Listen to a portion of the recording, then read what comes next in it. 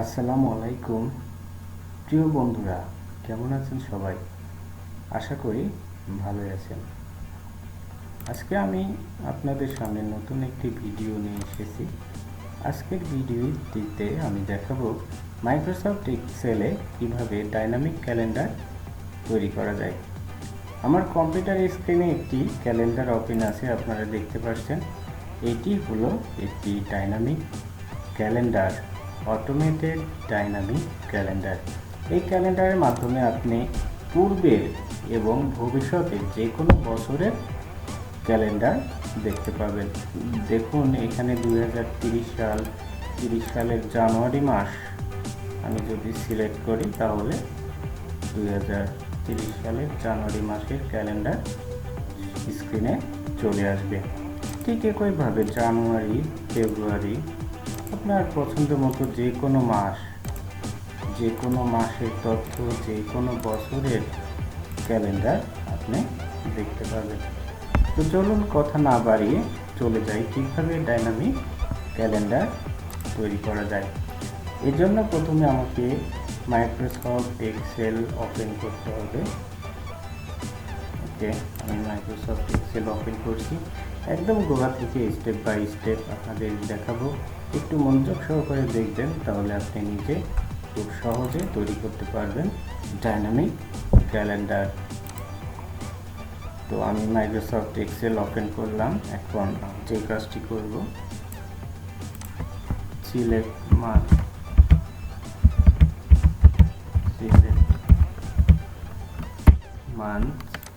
মাসের নামের জন্য আমি 2টি কলাম রেখে দিচ্ছি। এবার বছর মাসটিকে কপি করে আমি ইয়ার লিখে দিচ্ছি, ইয়ার। ওকে, আমার এই ঘরটি হবে বছরের এবং এটি হবে মাসের নাম। এখন আমি এটাকে ড্রপ ডাউন লিস্ট তৈরি করব। কিভাবে ড্রপ লিস্ট? এই জন্য আমি এখানে মাসের নাম, দেখুন আমার মাইক্রোসফট এক্সেল যেটি ছিল সেখানে কি ছিল, আমার মাসের নাম, মাসের নামের এখানে 12টি মাস ছিল। তাহলে 12টি মাস পাবো কিভাবে?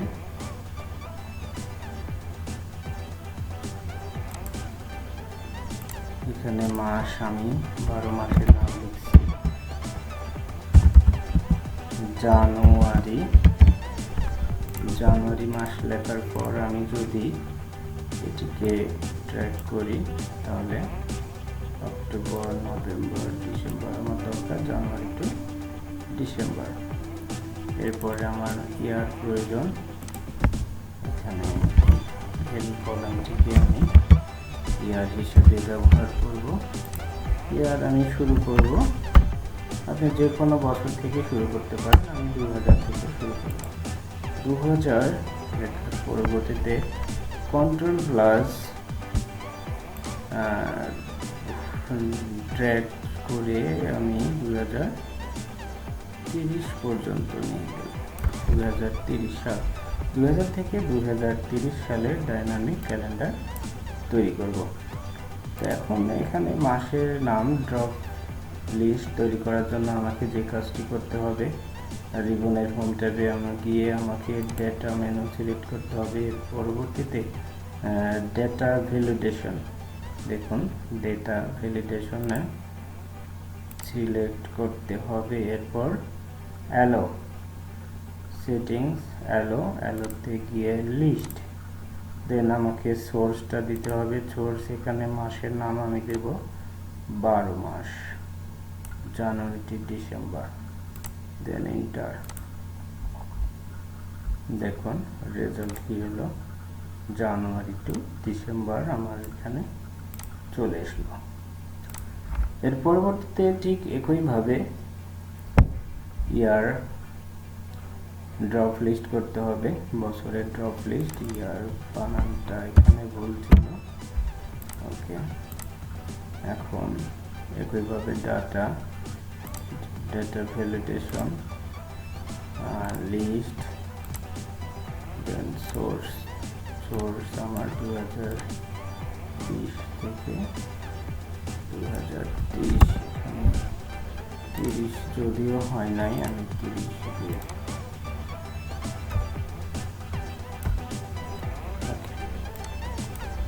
দেখুন এখানে ড্রপ লিস্ট তৈরি হয়ে গেছে 2000 সাল থেকে 2023।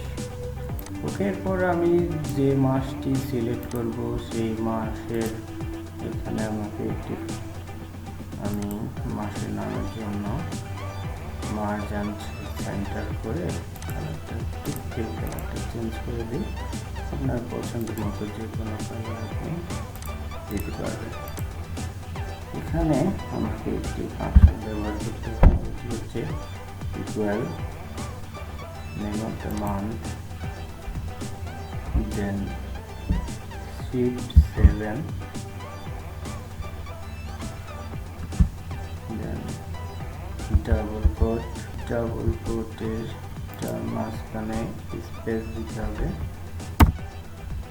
দেন shift 7, then here press enter। এখন জুন মাস এসেছে, দেখুন আমি যদি এখানে বছর সিলেক্ট করি তাহলে অটোমেটিক বছর চলে আসবে। আমি এটি সিলেক্ট করলাম 2021। ওকে, তো আমি যে কাজটি করলাম এতক্ষণে, আমি দুইটা ড্রপ ডাউন লিস্ট তৈরি করলাম এবং মাসের নাম এবং বছরের নাম অটোমেটিক কিভাবে চলে আসবে তার একটি ফাংশন ইউজ করলাম। এবার আমি সপ্তাহের 7 দিনের নাম লিখি, সানডে। ওকে, 7 দিনের নাম। পরবর্তীতে আমাকে তারিখের জন্য 6টি রোর প্রয়োজন হবে, 1 2 3 4 5 then 6। ওকে, এখন আমাকে দুটি ফাংশন কাজ করলেই হয়ে যাবে। তার আগে আমাকে যে কাজটি করতে হবে, ডেট ফাংশন, টু ডেট, দেন ইয়ার, এই হলো আমার ইয়ার, এরপরে মান্থ, সিলেক্ট মান্থ, দেন ডে। ওকে, ফার্স্ট ব্র্যাকেট ক্লোজ। এরপর VLOOKUP এর কাজটি হলো মান্থের নামের আগে এখানে আমি লিখব VLOOKUP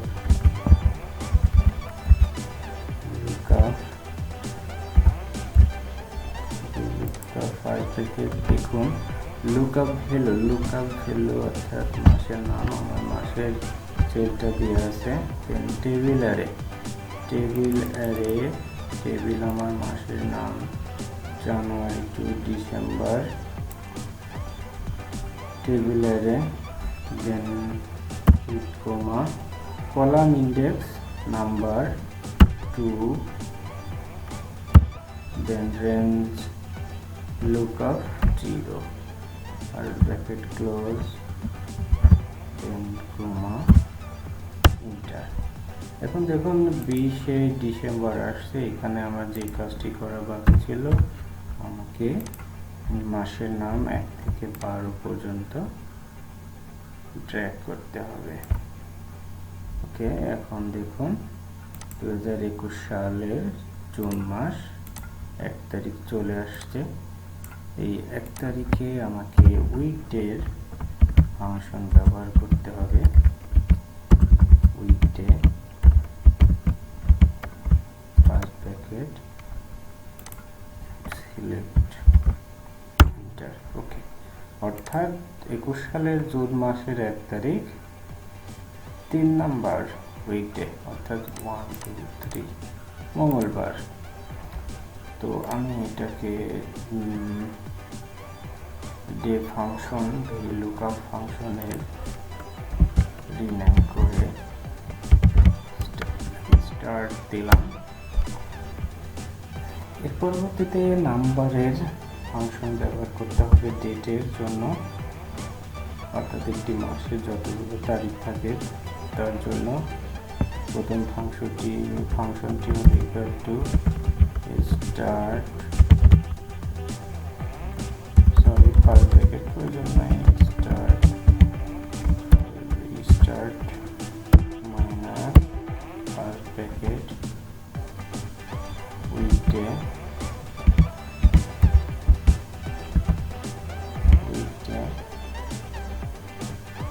মাইনাস 1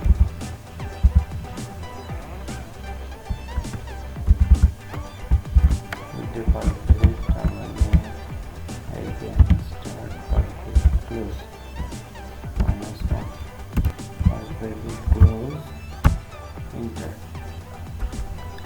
এর পরবর্তীতে আমি 5টি কলামের 7টি কলামে অবশিষ্ট যে সেলগুলো আছে আমি সবগুলো সেল সিলেক্ট করলাম। then if logical test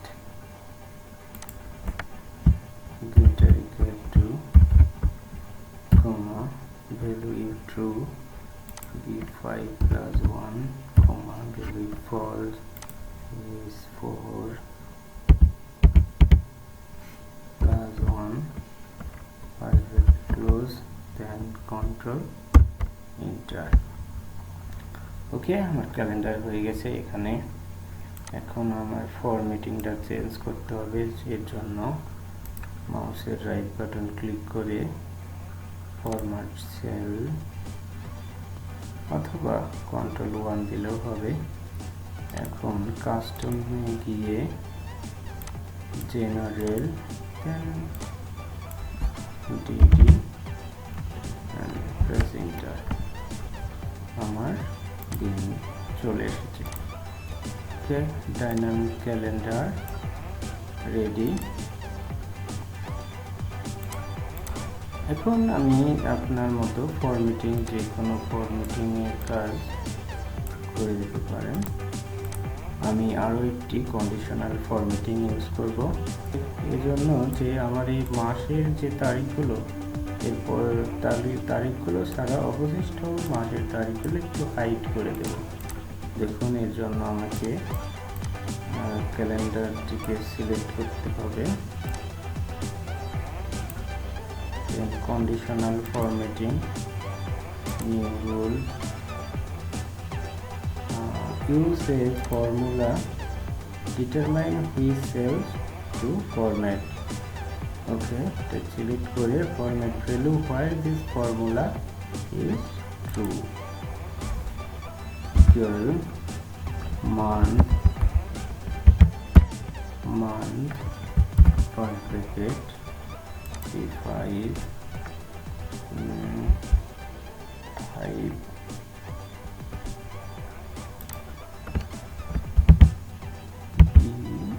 5 first bracket close minus month first bracket then date formatting first bracket close enter। এখন দেখুন, এর পরবর্তীতে ফরম্যাটে যেতে হবে। ফন্ট কালারটাকে চেঞ্জ করে নিতে পারি, নেই এন্টার। এবার দেখুন আমার ফন্ট কালারটা, ফিল কালার আমার পরিবর্তন হয়নি। ফিল কালারটা আরেকবার দেখিয়ে দিই। Fill colour manage rule, edit rule, format, font style, font colour, fill colour, fill colour,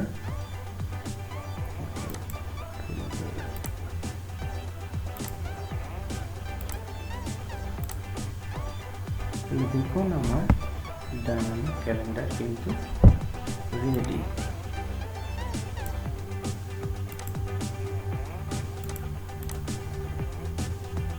এখন আপনি টেস্ট করে নিন।